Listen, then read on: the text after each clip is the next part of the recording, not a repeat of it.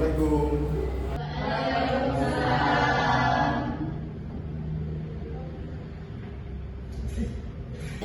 Selamat pagi anak-anak. Selamat pagi, Pak. Kabarnya hari ini Baik. sudah sarapan apa belum? Sudah. Belum. Ada yang belum, nanti sarapan sama bapak ya bapak. Sebelum kita mulai pelajaran pada pagi hari ini, kita absensi terlebih dahulu ya. Absen pertama, Aulin, Hadir. Ulin, hadir. Valia, Hadir. Rajin, Rinda, Afifah, Arifah, Wahibah, Mutmainah. Baik anak-anak, untuk pagi hari ini kita akan belajar tentang penghormatan ilmu dan ulama. Ada yang tahu itu apa penghormatan ilmu dan ulama? Ya silakan. Menurut saya ilmu itu sangat penting, jadi kita harus terus menghormatinya dengan terus belajar dan belajar. Ya, baik sekali.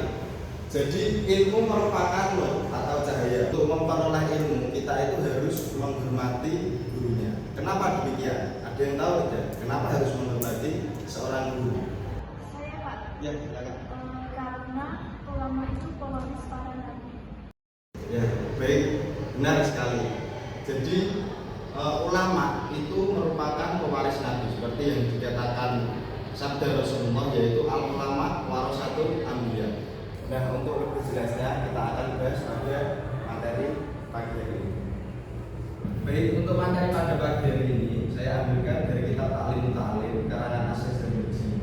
Kitab ini sering digunakan di sekolah-sekolah dan juga pondok pesantren untuk belajar tata cara dan penghormatan kepada seorang guru.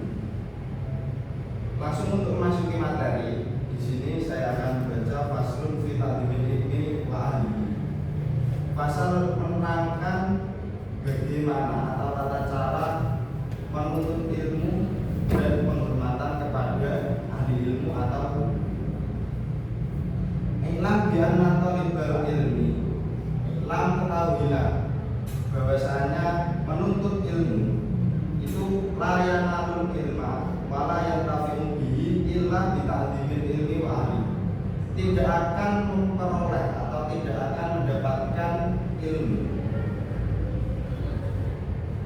dan tidak akan bermanfaat ilmu itu kecuali dengan bita'dimil ilmi wa ahli, kecuali dengan penghormatan terhadap ilmu dan ahli ilmu atau guru. Di sini bisa ustaz, bisa dosen, bisa kiai dan lain sebagainya. Watau pilih dan memuliakan ilmu dan ahli ilmu tadi. Di dalam kitab Ta'lim ini ada makalah itu mawasola man wasol.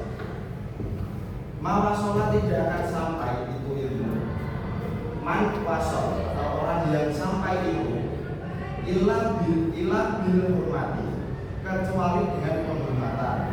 Dan di sini dijelaskan penghormatan terhadap apa? Bintiramil ustadi wa ilmi. Jadi dengan penghormatan terhadap ustaz atau guru atau dosen dan terhadap ilmunya.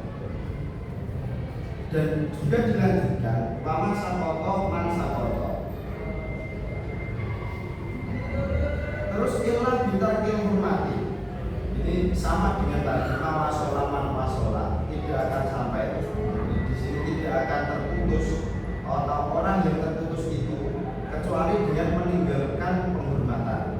Jadi jika orang atau seorang ustaz atau seorang guru, seorang kiai itu tidak akan memperoleh ilmu jika kita itu tidak menghormati kepada ustaz atau guru atau dosen. Itu seperti itu. Dan selanjutnya di sini di kitab Ta'lim itu dilanjutkan dengan waqila al-hurmatu khairun minat ta'am. Di kitab taklim ini dijelaskan bahwa hormat itu lebih baik atau lebih bagus timbang dari ta'am. Terus seperti itu. Terus dilanjutkan oleh Asy-Syarruji, ala tara annal insana la yakfuru bil maksiyati wa inna ma yakfuru bi tarkil hurmati. Dan Asy-Syarruji itu menerangkan bahwa kita itu disuruh ingat atau untuk bermuhasabah bahwa sesungguhnya manusia itu tidak kafir dengan kemaksiatannya. Lalu Asy-Syarruji di sini juga menuliskan, yaitu wa min ta'dhimil ilmi ta'dhimul mu'allim. Wa min ta'dhimil ilmi, bagian dari menghormati ilmu itu menghormati seorang mu'allim atau seorang guru, seorang ustadz. Jadi menghormati guru, menghormati ustadz atau orang yang mempunyai ilmu itu bagian dari menghormati ilmu. Sabda Nabi Muhammad SAW, Nabi Muhammad juga bersabda, barang siapa duduk di sisi orang alim 2 jam atau makan dan minum bersamanya 2 suapan, atau mendengarkan darinya 2 perkataan, atau berjalan bersamanya 2 langkah, itu Allah akan memberinya 2 surga, yang mana masing-masing dari surga itu luasnya mencapai 2 kali luas dunia. Itu bisa kita bayangkan bagaimana Allah itu memberi balasan bagi orang yang duduk 2 jam bersama orang alim, atau kalau tidak bisa makan 2 suapan bersama orang alim, kalau tidak bisa lagi mendengarkan 2 perkataan orang alim atau orang yang punya ilmu, atau berjalan bersamanya hanya 2 langkah. Jadi bisa kita bayangkan bagaimana kalau kita berjalan bersama guru, terus kita pada saat pelajaran itu diberi balasan oleh Allah, yaitu 2 surga, yang mana masing-masing surganya itu luasnya mencapai 2 kali luas dunia.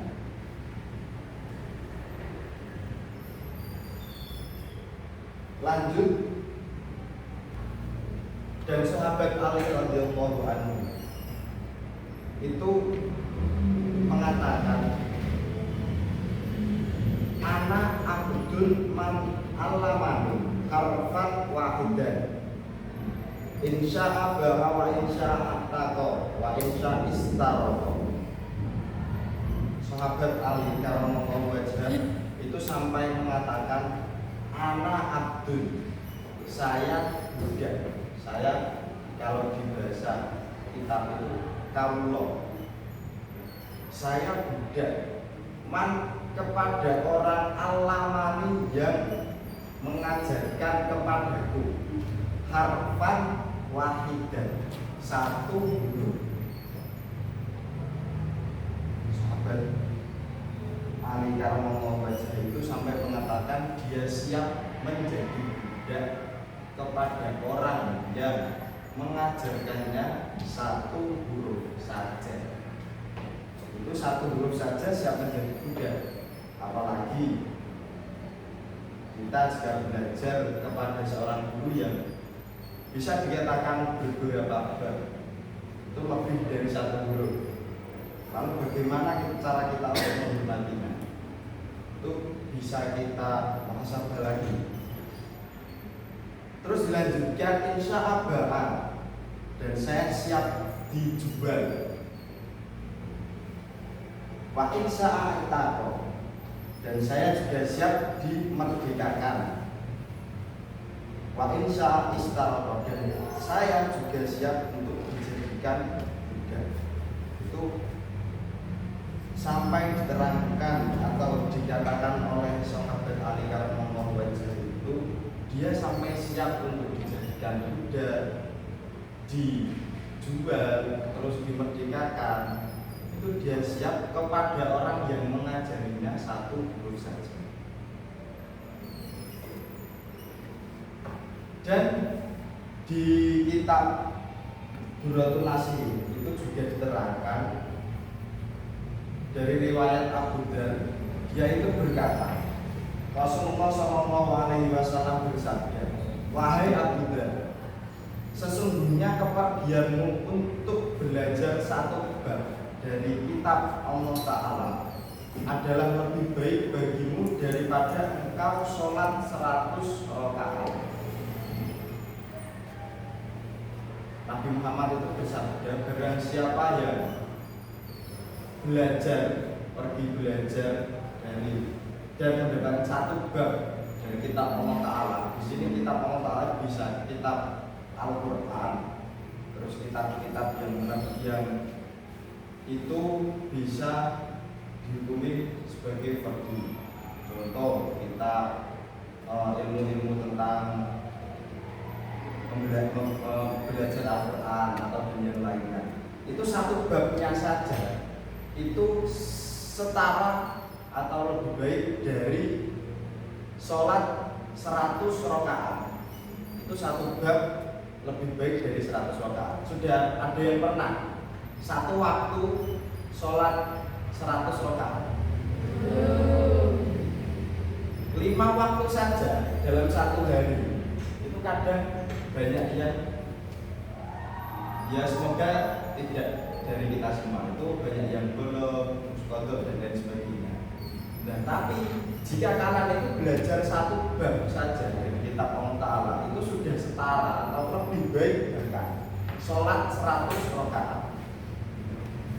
Terus dilanjutkan oleh Nabi, dan sesungguhnya kepergianmu untuk belajar satu bab dari ilmu, baik diamalkan ataupun tidak, adalah lebih baik bagimu daripada engkau sholat 1000 rakaat. Subhanallah sekali.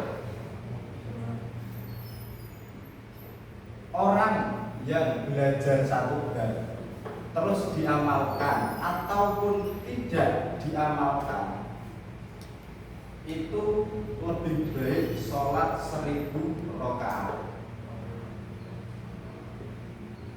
Saya pernah diberi cerita oleh seorang ustadz, itu ada salah satu temannya yang sholat 100 rakaat dari jam 8 malam habis isya sampai selesai itu sebelum sholat subuh, itu baru selesai. Dan setelah subuh dia itu tidur selama, Ustadz tadi yang melaksanakan sholat, tidur selama 2 hari. Berarti dia malah meninggalkan 5, kan satu hari ada 5 waktu. Berarti kalau 2 hari kan ada 10 waktu. Itu tinggalkan gara-gara sholat dari jam 8 sampai sebelum subuh yang hanya 100 rakaat. Nah, kalian jika mendapatkan satu bab, diamalkan ataupun tidak diamalkan, itu kalian itu lebih baik daripada sholat 1000 rakaat. 1000 rakaat, tidak berapa, 17 rakaat, lebih 1000 itu bisa 17 berapa lipatnya. Jadi maka dari itu kita sebagai penuntut ilmu harus lebih memuliakan ilmu, lebih takdim kepada seorang kiai atau seorang guru, agar ilmu yang kita dapatkan nanti bisa bermanfaat bagi kita semua. Laqad ansyadtu fi dzalika ra'aitu anakul haqqi ila akhirih. Mungkin untuk materi pada pagi hari ini sampai itu dulu. Dari penjelasan yang telah saya sampaikan tadi, apakah ada pertanyaan mengenai materi pagi hari ini? Saya Pak mau bertanya. Iya, silakan. Jadi gini Pak, saya itu punya teman. Dia itu pintar, terus dia itu sukses, tapi dia itu nggak memiliki rasa hormat pada dunia. Dan hal tersebut itu kan sangat bertentangan dengan apa yang telah disampaikan di kitab yang tadi Bapak terangkan. Dan dari pernyataan tersebut menurut Bapak itu bagaimana? Mengenai pertanyaan atau pernyataan yang telah disampaikan oleh kalian tadi, ada pandangan saya mengenai permasalahan itu. Yang pertama, dijelaskan dalam kitab taklim, memang dijelaskan bahwa la yanalul ilma wa la yantafi'u bihi illa bi ta'limil ilmi wa ahlihi wa ta'limil ustadi wa tauqirihi. Tidak akan memperoleh kemanfaatan atau keberkahan kecuali dia itu hormat terhadap gurunya atau mengagungkan ilmunya. Tapi untuk menanggapi kasus tersebut, yang pertama, kesuksesan di dunia itu tidak selalu menjadi tanda keberkahan dalam hidup. Yang pertama, seperti itu. Orang yang tidak menghormati gurunya, meskipun terlihat sukses, mungkin hanya mendapatkan kesuksesan duniawi saja, atau bahkan bisa dikatakan mungkin sedang diuji oleh Allah. Dalam perspektif kitab ini, ilmu yang tidak diberkahi akan kehilangan kebermanfaat, sesuai tadi makalah yang pertama, baik untuk kehidupan di dunia maupun di akhirat. Tapi yang menjadi garis besar yang pertama yaitu kesuksesan di dunia itu tidak serta-merta atau tidak selalu menjadi tanda keberkahan ilmunya. Mungkin bisa saja menjadi ujian atau cobaan bagi dirinya. Yang kedua, hormat kepada guru adalah bagian dari adab dan kunci keberkahan ilmu. Hormat kepada guru, seorang guru yang mengajari ilmu itu adab.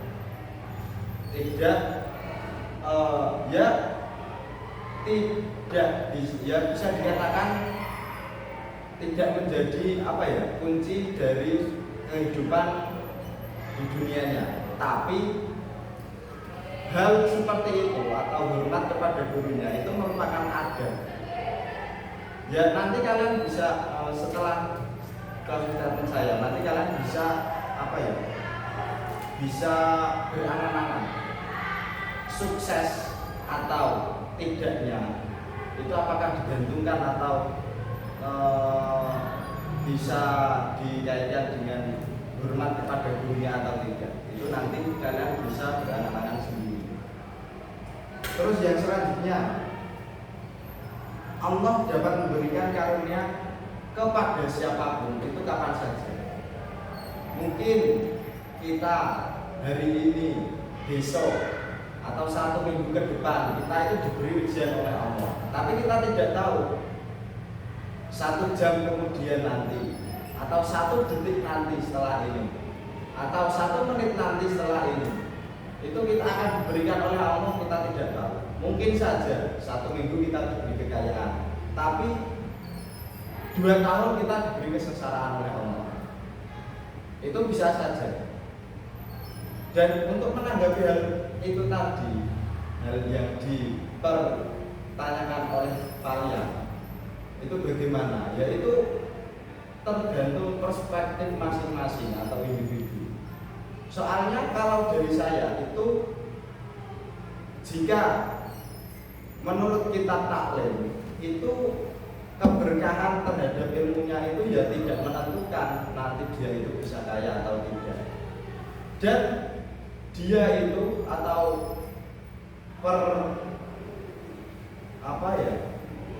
kekayaan dia itu ya tidak memutuskan atau tidak bisa kita jadikan tendensi untuk menyalahkan yang ada di kitab taklim, bahwa yang di kitab taklim kan diterangkan bahwa ilmu itu tidak bisa bermanfaat jika kita tidak menghormati guru.